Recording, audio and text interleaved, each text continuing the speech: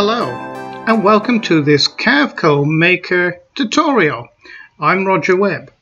This is the opening screen of Carveco Maker.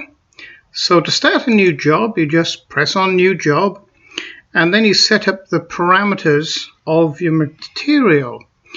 The particular job that we are going to do is an easy way of doing a two-sided or a full 3D object. In other words, we're going to carve two sides, but on one face. I'll show you what I mean. So 300 in the X, and we want 400 in the Y. We want full resolution. Our start position, we're going to put down in this bottom corner. We're in millimeters. And we press go or OK. Now, in case you didn't know already, Carveco Maker is probably the best value art 3D carving program on the market today. I'll just take you into the relief clip art library that comes free with the program. And there are over 600 examples in here. We have animals of all different descriptions. Actually, this is quite a nice one.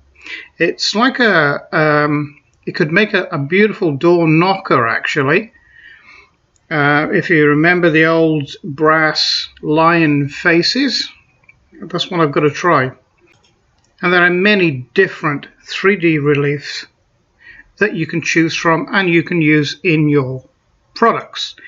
Incidentally, you will find at the end of this video and below this video a Carveco discount code that you can use throughout the entire product range. For this example, we are going to go to Objects, and in here there are many different objects. But for this example, we're going to go to this child's toy. I'm going to just drag and drop it into our material and close the library. So then we get this wizard pop up. Now, from this wizard, you can manipulate this 3D relief to the size of which you want. So what we're going to do is select the lock, and if you keep pressing the lock, you select different modes. So it's unlock, so you can manually alter these dimension settings. The first click, the X and Y is locked together, so you alter one and the other follows it, so it doesn't go out of shape then. And this is the particular one I'm going to use because I want to set a Z height myself. So in this case, we're just going to go to the width or the X. We're going to say 290 millimeters. And I want to then alter this to 25 millimeters because that is the size of material that we're going to machine into. I'm going to press apply, and there is our little steam engine toy. I'm just going to move it slightly over and down. Okay, so the next thing we're going to do is make sure that we have the add to the material and paste. And there we have our one half of our little steam engine. So what we're going to do, we're going to go back into the library, come here, choose again, bring it here, a bit further up maybe, close this. This is already selected to what we want to alter. 290 and 25. Press apply.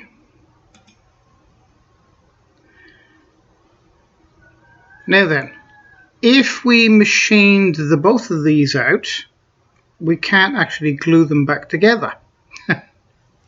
So what I'm going to do is I'm going to turn this one around.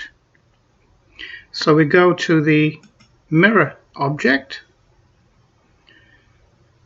and we can actually do this one. Doesn't really matter as long as we get a mirror image, and pull it down.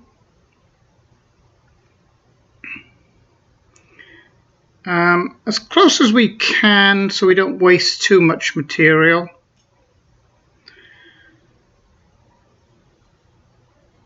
And press paste. So there we have the two halves of our steam locomotive child's toy. So now what we're going to do is machine this out.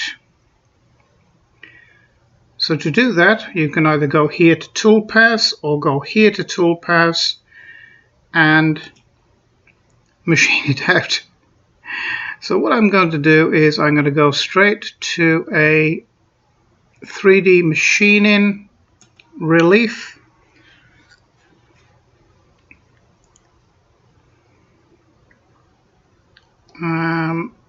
Actually, I'm going to do another little step here. So to cut down on time, so we're going to come out of this a second, and we're going to go to the 2D window. Actually, no, we can leave it in 3D, it's fine. And we're going to come to the draw tool, and we are going to draw a box around these, just like that.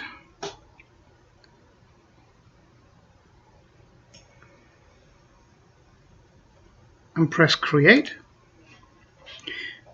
and leave this selected. We know it's selected because it's a mauve color, and we can come out of that. Now we can come into our toolpaths, 3D toolpath, machine relief, selected vectors. So what we're doing here, we're giving a parameter here for the tool to stay in. And we're going to do a roughing option. Now I prefer to do two separate tool operations here. In other words, I will choose this menu twice. So first, for the roughing operation, we're going to use a 12mm end mill. And we're going to select that. So now we're going to go in here and we're going to edit this to suit our material. Now this is pine, so it can be fairly aggressive. Step over is actually fine. Step down. Now, because I'm going in this material fairly aggressively, 6mm deep is probably a little bit much. I'm going to go 4.5mm because otherwise I could end up splintering some material out of where the 3D model would be. So feed rate, I've got an industrial machine, so I can really ramp this up to 60 millimeters per second. Plunge rate. Now, because we're doing a 3D carving, the time taken in machining a 3D carving is really ruled by the operation of the Z axis. So what we're going to do, we're going to ramp this up, and I normally take it to 50% of what the feed rate is. My machine will normally keep up with that. 15,000. Well, if you're ramping the feed rates right up, you really need to take the RPM up as well. Now I know that this would need 18,000 RPM because it's possible for the tool to get bogged down, especially if you run into a bit of a knot or something like that. So it's we'll leave it as tool number 1. Normal raster operation is fine for this. Start service 25. Okay, that's okay. Add ramp moves. Yes, I always use ramp moves. I like to use them. Actually, what we'll do is we'll set the material to 25 millimeters. It already is. Carveco will actually preempt what you want to do, and it really sets up some of the program for you. This is okay. So we're gonna I abbreviate everything. So long as you can understand it, you can really call it whatever you want. So I'm just going to say cut 1 12 millimeter E. That's all you need put. As long as you can recognize what it is, calculate. Okay, so then we select toolpaths again. This is just my personal preference that I've done over the years. Again, we select selected vectors, and then we choose a finishing tool, which is a I don't actually have one here. So what I'm going to do is choose a, that's why we don't want to have one here, because I'm in steel, let me see, wood. Here we go, wooden plastic. Here we go, there it is. 2 millimeter, actually 2 millimeter tapered ball mill. Select, and now we choose the parameters for this material. That's okay. Actually, we could, that's okay. I'm not going to step down. That's okay as well. There's going to be less than 1.5 millimeters of material left. Feed rate, I can probably step that up to 50. And this can be stepped up to 25 millimeters. This just cuts down on time. This whole project would probably take 3 hours maybe to cut, maybe a little bit more. And altering these figures and your machine ability to cut at these figures makes this job go a lot faster. And of course, because we've ramped up those cutting feeds, we need to go to 24,000 RPM, because it's a very, very small tool. Otherwise, it just drags the tool through rather than cuts the material. And so it's going to say cut 2, and let's say 2 millimeter.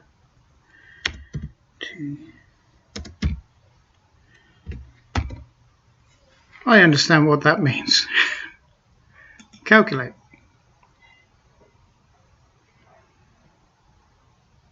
And it's as quick as that.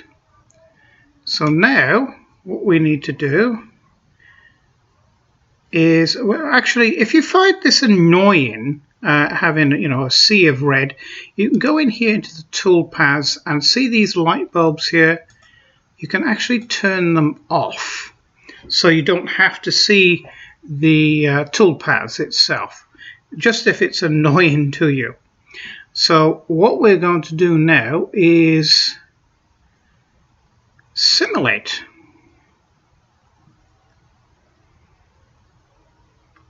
And there it is. In actual fact, what we're going to do, we're going to go into this simulation area here, and we are going to choose a material that is probably better suited to our project here. And of course you have many different materials, marble and pine and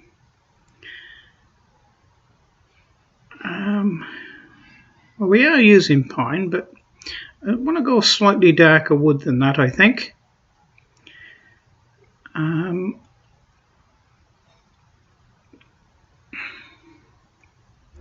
Mahogany.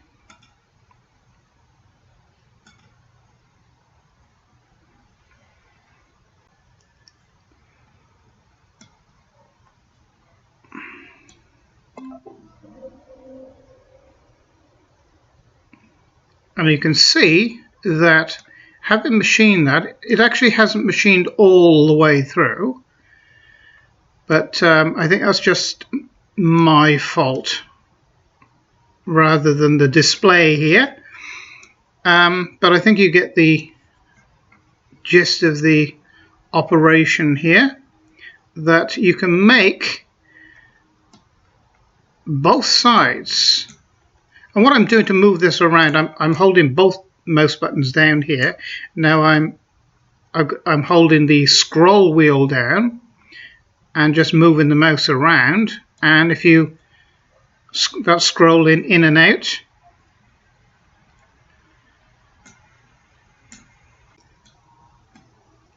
okay, so now what we need to do is export the files. Now that's very easily done.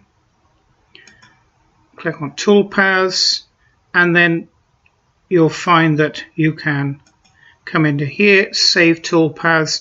Now a lot of people write in and ask me, what do they save their toolpaths under, because the machine is not in the listing.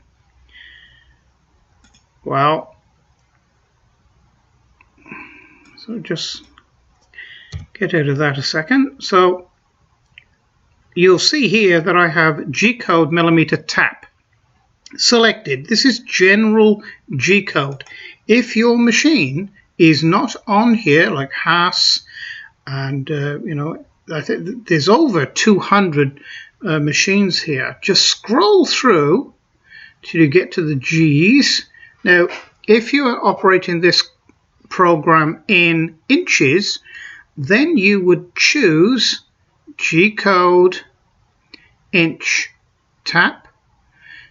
Now I use millimeters, so I would save in G-code millimeter tap. This is general basic G-code that all machines understand. So if your machine isn't in there, use that. Or if you wanted to, you could scroll all the way down here to Mach 3. You can see here that Mach 3 inches, Mach 3 millimeter. Okay, so you can also use that if you wish. So the first one we are going to choose is this one, and the way you move them over to this screen, and this is what will be saved, is highlight it and push the arrow and it comes over. So having it in the selection window, we can name it. So it's just cut 1, and it's a 12 millimeter email. I'm going to save this to desktop actually. Okay, and save, and it's gone. So then you highlight, over, highlight, send that one over. Now this one is cut 2, and it's a 2 millimeter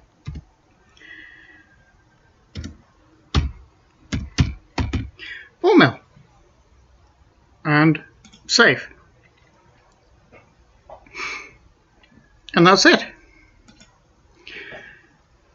So I hope you've liked this video today on Carveco Maker, and don't forget the Carveco discount code will be at the end of this video and underneath this video, and it applies throughout the entire Carveco range.